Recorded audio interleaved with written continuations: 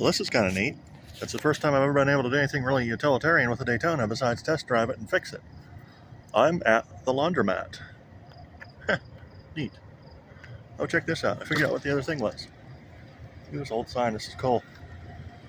Laundromat and Jeffrey's Salon. So that used to be a salon there. Maybe what I'd like to do is see if these guys will let me put a couple of arcade games here.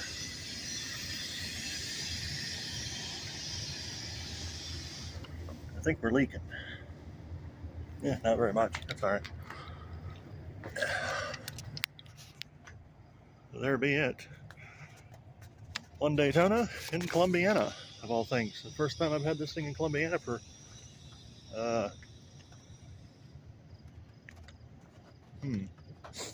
many years?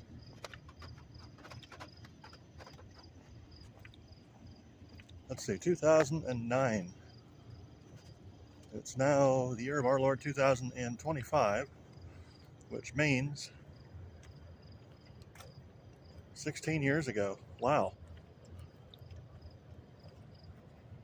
This car has been out of Columbiana for 16 years. That's weird. I mean, it's been pretty much out of everything. I did a little better than last year. This is about the fourth or fifth trip doing actual work.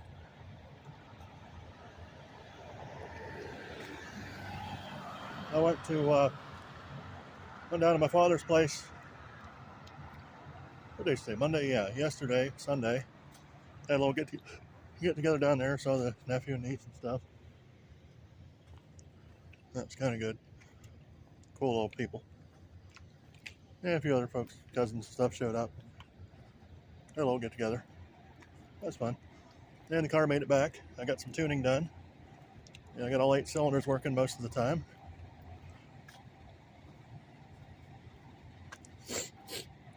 Not all the time, because sometimes it goes rich and it fouls that one plug that I couldn't get out of it. I'm hoping I can get that plug out.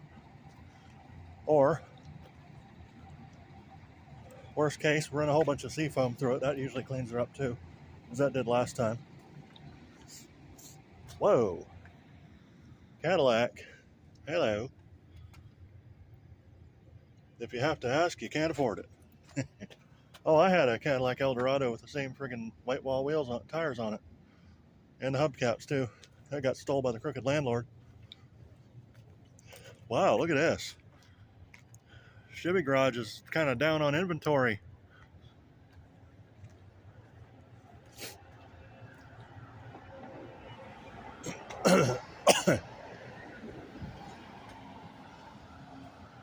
So, I've been riding around the Daytona just kind of trying to test it out, make sure it's going to not blow up in the middle of power tour. Hopefully it doesn't. I'm only going to Norwalk this year. I'm not doing the whole thing.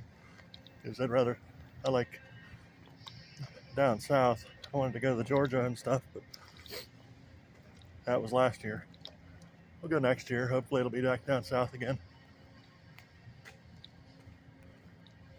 Hopefully this summer I'll get to go down in Kentucky and Tennessee and go see the Salinas 52 truck stop and all that in its glory. And go see Muldra and West Point and Louisville and Brandenburg and all them places from Project Zomboid in real life, which would be really cool. I can't wait to see Muldra and West Point.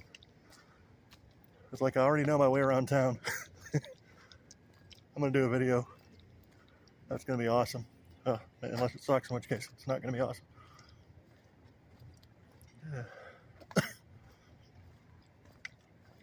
Looks like there might actually be people living here. Usually what they do in these downtown things is they chase everybody out of the houses so they can build more expensive commercial buildings. Yeah. And don't look at the top of my head because it'll blind you. All my hats are in the washer too. Columbiana at night.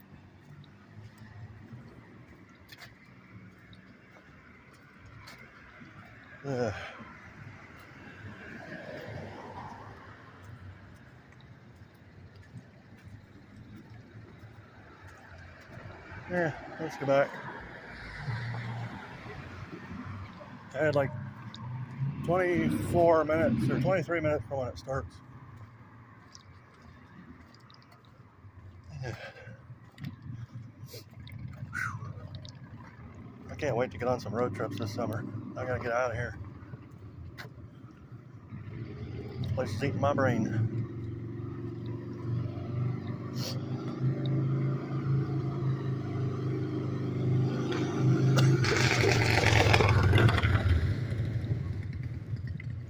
Oh, look at the moon. Yeah, you can't see it. It's a half moon.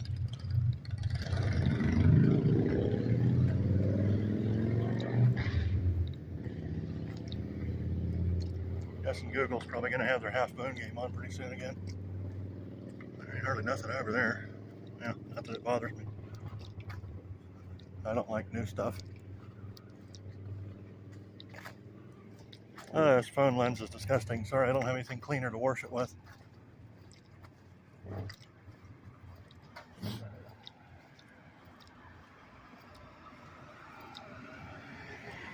Huh.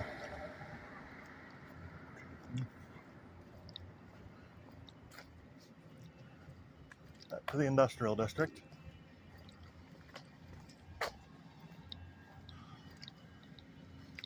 Yeah, I've got the tune in, well, at least for the areas I use. It's still got some lean spots up top. I got to work on that. But, you know, I got her to quit misfiring, but most of the time.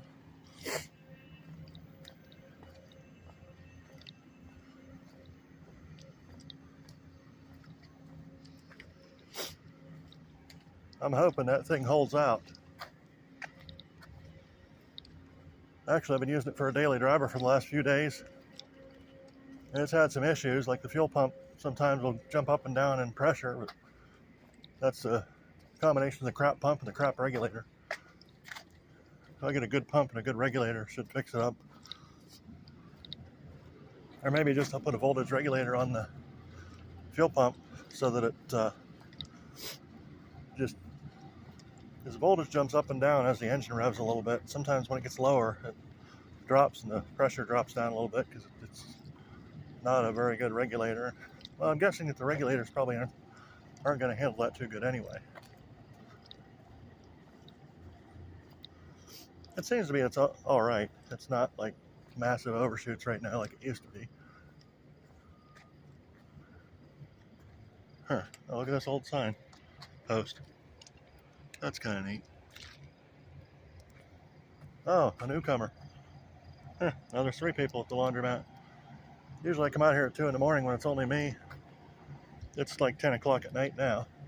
I wonder how much room I used up on this phone.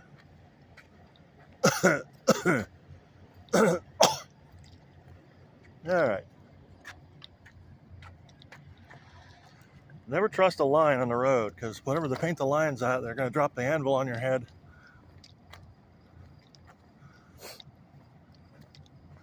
Oh, why these hippies down here need to have lines on the road. You just drive down the road on the right side like a normal person. You know, go around the tractor and the horse and buggy and then just get back on the right side. You're going to have no lines. It's only 2 lanes. That's what I like about my barn now. There's no lines on the road. That's one of the stipulations. No lines on the road, no zoning. It's too bad it's not a dirt road. I'd like that. But I haven't been able to find anything down a dirt road that's not a 6-hour drive into West Virginia, mostly through back roads where the interstates don't go. That is kind of what I want for my little hideaway place. Or not necessarily a hideaway, but just sort of a getaway place. Not that I'm plotting anything, just a place to get away from civilization for a little bit. Build a little cabin and go out in the woods and not touch a computer for a week. See how pissed off everybody gets. I'll still take video, post it the next week. Oh, that's right, I forgot. I figured out how to schedule videos on YouTube, so I don't have to be there to upload anymore. Oh, a plane. Can you see that? Yes, you can. Cool. Huh, I wonder where that's going. Whatever. It's nice and warm. It's like 60 degrees now. I like these old buildings here. This one they kind of gentrified out, but it's still, you can tell it's old. That's good. These old garages are awesome. Kind of like mine. Rock and roll. Old fixtures and, well, faux old fixtures, I think. I tried to get some of those real nice light fixtures off the Mason's Lodge over in Barberton when they auctioned off all the architectural pieces, but you know, the cheapest lighting fixture went for 325 bucks. A, it's old, which is awesome, and B, it's Masonic stuff, which is also awesome. I mean, I don't think it had any Masonic symbolism on it, but it had, it was old, 107 years old, and that's, I have a great respect for both the Masons and old stuff. Oh yeah, oh, that's empty over here too, wow. It's usually more parked up here too. Columbiana Chevy's okay. They're supposed to be good folks. Anyways, oh, that's cool. My car is like taller than everything else in the parking lot. It's awesome.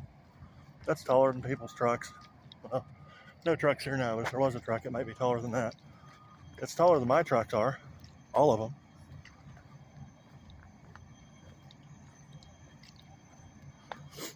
Speaking of which, I got all the injectors, all the connectors for the injectors, and all the distributor pieces, plus a spare ignition module for the D100.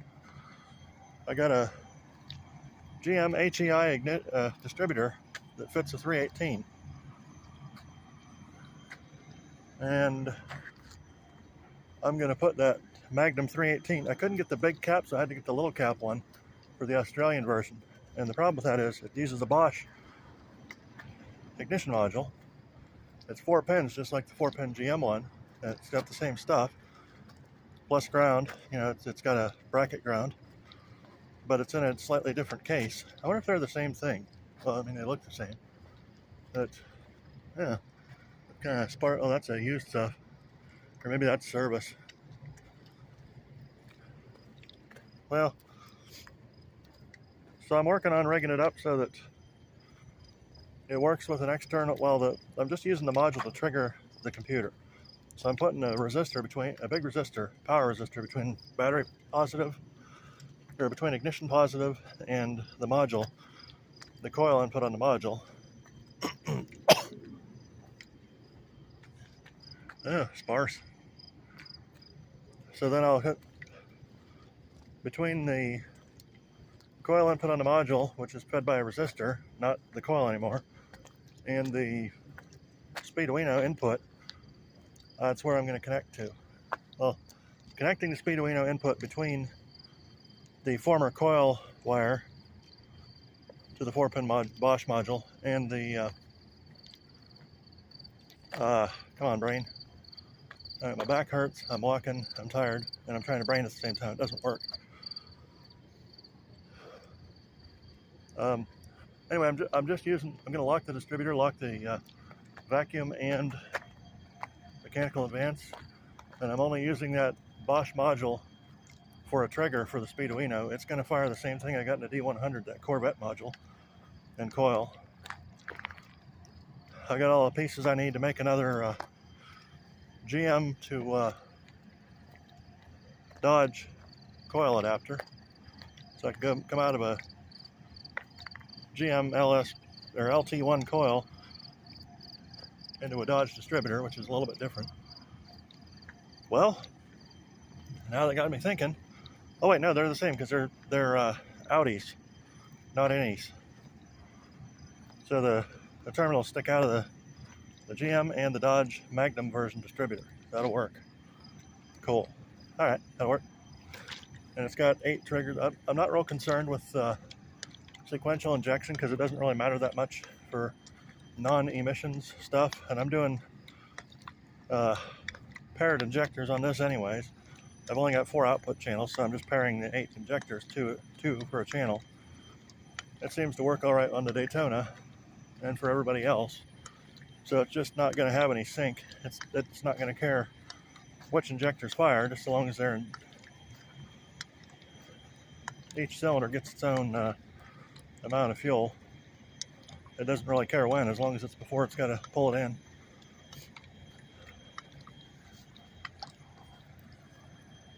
So I'm going to have to run it in distributor mode instead of dual wheel mode. But that's all right. Eventually I might rig something up where I can trigger it off. I get like a single trigger or a single tooth wheel on the, there's an adjustment window in the bottom of the distributor. Maybe if I take the advanced mechanism out and just weld it solid, then I can use that extra GM crank sensor I've got and put just a single tooth on something. I'll have to put a single tooth sticking out the other side so it's balanced. But if I do that, that'll give me a crank trigger or a cam trigger, a single pulse per cam revolution, and that would let me do synchronous or semi-sequential injection. Yeah, we'll see how it runs the way it is. I mean, it's got to run better than what's in there. Friggin' blown head gasket. Been rolled over. The odometer's been rolled over 3 or 4 times probably. It's been used to haul semi-truck engines and transmissions up and down the hills in West Virginia, and the hilly part of West Virginia. So he's kind of been rode hard, put away wet. Hopefully that transmission will hold up. It's an NP 2500, an A535.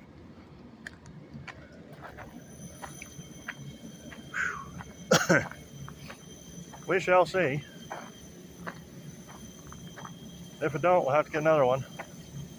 You know, I may just get another one for a spare, because I've seen them on, they're kind of rare, because Dodge stuff usually isn't stick shift, it's 5-speed with overdrive. But if I got an NV 3500 Magnum version, small block Magnum version I should say, that would probably help. But we'll see how it does just the way it is. I usually don't beat on stuff that bad anyway. I'm not like Tony breaking the car all the time. We'll just take her easy, not pull trailers too hard. Reminds me, I got to get a hitch and a bumper on the Daytona too. Haven't had any run-ins with the constabulary yet, but I'd prefer not to antagonize them. This is kind of neat. These silos are full of plastic pellets, injection molding pellets. I think I showed you this before. And I talked to the guys at the plant and they said that's exactly what it is. It's an injection molding place. They make buckets and containers and stuff.